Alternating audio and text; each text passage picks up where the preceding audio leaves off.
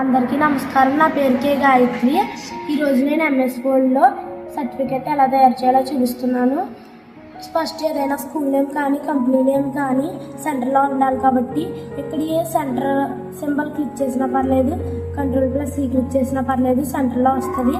ఆ తర్వాత date right సైడ్లో ఉండాలి కాబట్టి ఇక్కడ ఈ సింబల్ క్లిక్ చేసినా పర్లేదు, లేదంటే Ctrl+R క్లిక్ చేసినా పర్లేదు.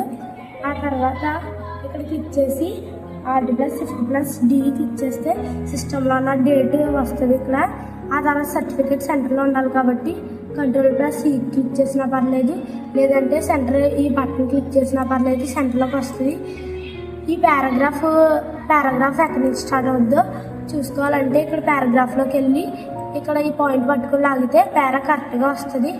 ఆ తర్వాత ప్రిన్సిపల్ అనేది రైట్లో ఉండాలి కాబట్టి ఇక్కడ ఈ సింబల్ క్లిక్ చేసిన రైట్లోకి వస్తుంది, Ctrl+R క్లిక్ చేసిన రైట్లోకి వస్తుంది.